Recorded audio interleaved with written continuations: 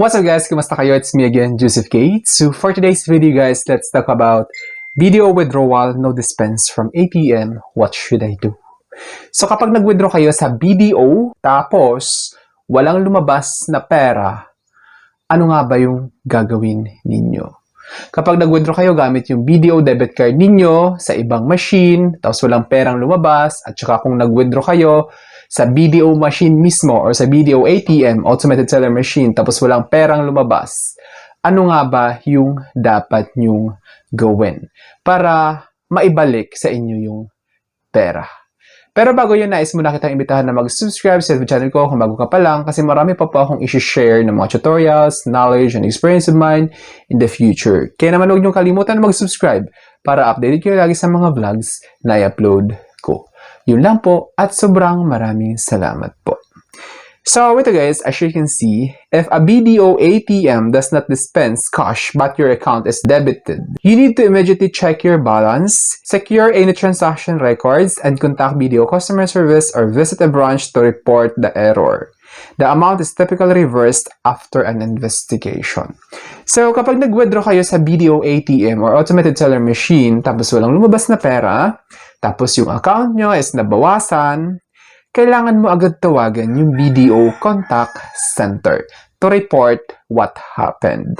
Or kung may malapit na BDO branch, i-report nyo kaagad doon. Ngayon, the problem is, kapag gabi, walang opisina or walang tao yung branch na yun.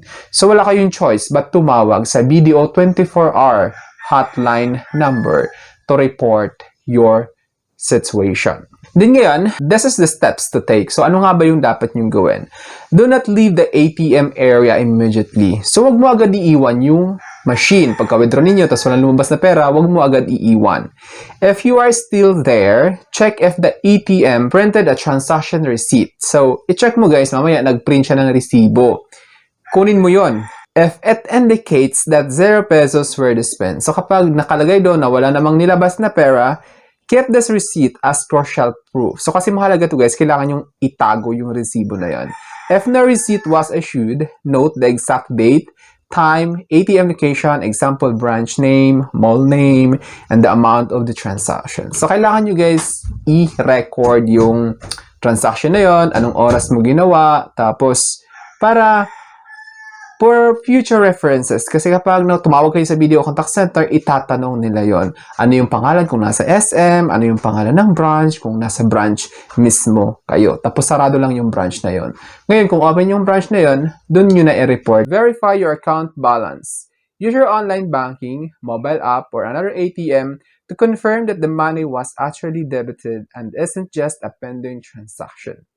So, ngayon guys, since may access naman kayo sa BDO Online, i-open ninyo yung BDO Online, i-check ninyo yung account ninyo if nabawasan ba siya.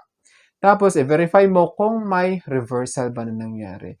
Kaya naman guys, it's a good idea na dapat aware kayo sa balance ng account ninyo na pinag-withdrawhan ninyo. Or savings na kung saan nakalink yung debit card na yun. Dapat, kahit pa paano, alam ninyo yung latest balance.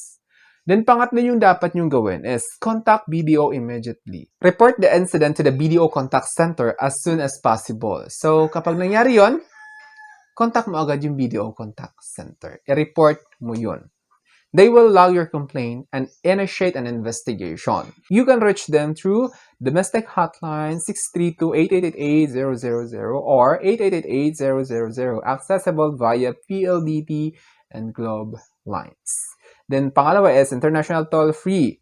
I-access code is 8008, call BDO 2256-236. Ngayon, kung nasa ibang bansa kayo, it should be international toll-free yung gamitin ninyo. Ngayon, kung nandito lang kayo sa Pilipinas, dito kayo sa domestic hotline. Kasi ilalag nila yung case mo, then they will investigate, tapos napatunayan na tama naman lahat ng details na provide mo, i-reverse nila yan sa account. Visit a BDO branch. If you are near a branch, especially during banking hours, you can speak to a bank officer in person. So, tulad ng sabi ko kanina, kapag nasa branch kayo mismo, visit kayo doon, tapos i-report niyo yung nangyari, especially during banking hours. Kapag open naman yung banko, din banking hours, pwede kayo makipag-usap doon, then i-report ninyo. They can help you fill out a transaction dispute form.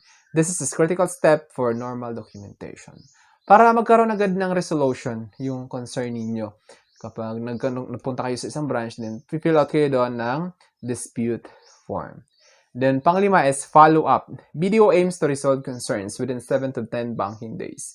But the investigation and reversal process might take longer, sometimes up to a few weeks, depending on whether it was a BDO ATM or another bank's ATM. The bank will coordinate the investigation, which includes checking CCTV footage and internal ATM records. So, ngayon, halimbawa, ibang ATM yon, gamit mo yung BDO debit card ninyo, tapos nag-withdraw kayo sa Metrobank or BPI, West.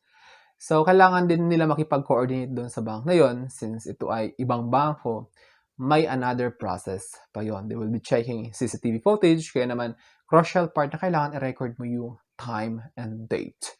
Kailangan makita mo yung oras, saka petsa. Kasi isi-search nila yun sa CCTV footage, then mabilis lang yung investigation. Kailangan accurate lahat ng details ipoprovide ninyo para matulungan ka rin. Then, important considerations, automatic reversal. In many cases of technical errors, the system automatically reverses the debited amount. However, you should still report the incident to ensure it's on record and follow up if the reversal doesn't happen within few days. So, na-experience ko rin kasi yun, guys. Nag-dispense ako sa isang machine, wala pa lang laman. Yung lumabas is no amount to dispense, parang ganyan. Tapos, automatic naman na-reverse. Ngayon, kung may error talaga yung machine, minsan, yun lang ang problema.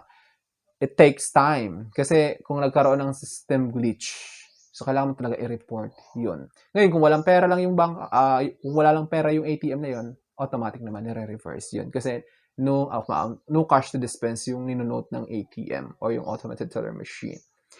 Then, documentation. The transaction details and the dispute form are essential for the investigation.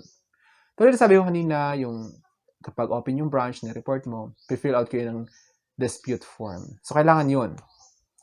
Regulatory body. If the bank cannot resolve the issue within the communicated time frame, you can consider lodging a complaint with the Bangko Sentral ng Pilipinas. So, kapag hindi na-resolve ni BDO, guys, mas mabuti na magdiretso na kayo sa Bangko Sentral. Kasi yung Bangko Sentral is yun yung nag-regulate ng mga bangko dito sa Pilipinas. Then ngayon, tulad ng sabi ko, wag mo agad-agad iiwan yung machine kung saan kayo nag-withdraw. Kasi mamaya, nilabas lang din yung pera, di ba? Tapos kung may resibo, kunin mo yon kasi it indicates date and time.